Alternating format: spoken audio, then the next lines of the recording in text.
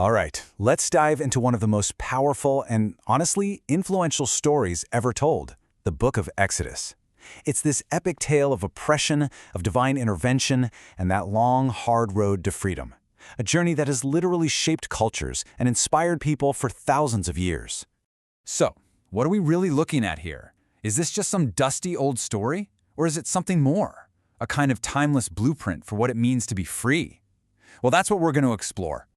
The whole story really breaks down into three big acts. First, you've got the actual physical escape from Egypt.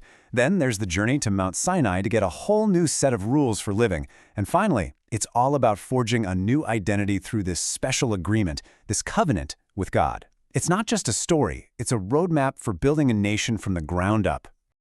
Okay, part 1, Slaves in Egypt. So our story kicks off in a pretty dark place, where an entire people have had their identity boiled down to just one thing, being a slave. For 400 years, think about that, 400 years, the Israelites have known nothing but brutal, crushing oppression under the Egyptian pharaohs. And we're not just talking about hard labor here. We're talking about a situation so bleak that hope itself has almost been extinguished. And it's from this absolute low point that a desperate cry for freedom finally goes out.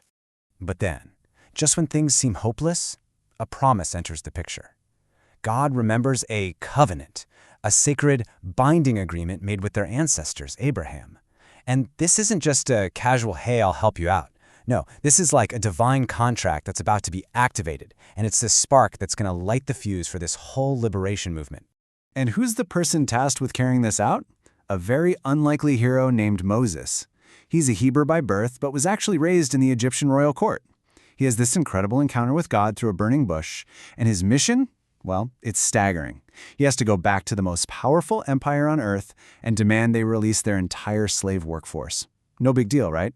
So, part 2, the 10 plagues. As you can probably guess, freedom isn't just handed over. Pharaoh says no, and that sets the stage for a massive confrontation between a stubborn king and a divine power. This whole showdown escalates in 3 phases. First, you have Pharaoh just flat out refusing. Then, a series of 10 plagues are unleashed, each one systematically taking on and overpowering one of the Egyptian gods. It all builds and builds to a final devastating plague, a true point of no return for everyone involved. The 10th plague is a national tragedy, the death of every firstborn son in Egypt. And this devastating blow is what finally shatters Pharaoh's resistance. Beaten, grieving, he doesn't just let the Israelites go, he practically begs them to leave. On to part 3, the miracle at the Red Sea. Okay, so the Israelites are finally on the move, but believe me, their journey to freedom is far from over. In fact, the biggest danger is still looming right behind them. So, they're out, fleeing Egypt, making their way into this huge, unforgiving desert. They're on their way, sure, but they're incredibly vulnerable, and they just left a very powerful, very unpredictable ruler behind. And just when they get that first taste of freedom, Pharaoh's grief turns to pure rage. He realizes he's just lost his entire slave labor force. So he changes his mind, gathers his best of the best chariot army, and gives chase. That glimmer of hope is about to be snuffed out. Their situation looks completely impossible. I mean, picture this. In front of them is the massive, impassable Red Sea. Behind them, the dust cloud of Pharaoh's army is getting bigger and bigger. They are absolutely trapped. There is literally nowhere to go. And then, the miracle happens. The waters of the Red Sea split apart, creating these giant walls of water on either side, and a path of dry land appears right down the middle. The Israelites scramble across to safety. And just as the Egyptian army charges in after them, those walls of water come crashing down, completely wiping out Pharaoh's forces and sealing the Israelites' freedom once and for all. Part 4, the 10 Commandments. Now, getting physical freedom was just the first giant step. To actually become a nation, the Israelites had to figure out how to live together. They needed to move from chaos to community, and that required a new social and moral code. Their journey now takes them to Mount Sinai. So their trek through the desert leads them right to the foot of Mount Sinai. This is where Moses goes up the mountain to receive a set of laws from God, what we know as the 10 Commandments. This is supposed to be the bedrock of their new life as a free people. But while Moses is up on the mountain, things start to fall apart down below. a crisis of faith just erupts. You have to remember, these people have been slaves for centuries. They're used to worshiping gods they can see and touch. So feeling alone and scared out there in the wilderness, they go back to what they know. They demand an idol they can see, a golden calf. And this moment really presents the fundamental choice they're facing.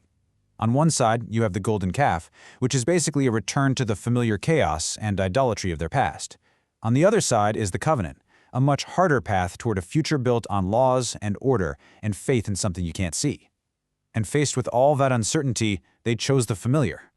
So when Moses comes back down the mountain and sees this golden calf, he is furious. I mean, in this moment of just profound disappointment and anger, he hurls the stone tablets to the ground and they shatter. The act is purely symbolic. The very foundation of their new nation is broken before it was even put in place.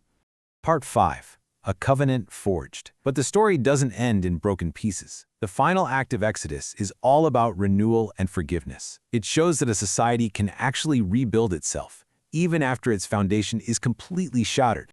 The people repent for what they've done, and in this incredible act of mercy, the covenant is renewed. Moses goes back up the mountain one more time, and a second set of tablets is carved. And this moment really teaches a core lesson of the whole story. The building a free society, well, it's a messy process of failure, forgiveness, and getting the chance to start over. And to really solidify this renewed covenant, the book ends with these super detailed instructions for building something called the tabernacle. Now, this wasn't just a tent. It was a portable sanctuary, a physical symbol that God would literally dwell among them on their journey. It represents the successful founding of their new identity as a free nation, all united under one law and one God. Which brings us all the way back to our first question. After this incredible journey from slavery to freedom, from chaos to covenant, what is the book of Exodus really? Is it a history book, a story of faith, or is it something more, a timeless, universal blueprint for liberation that keeps asking us what it truly means to be free? You know, maybe the real answer is that it's all of those things, all at once.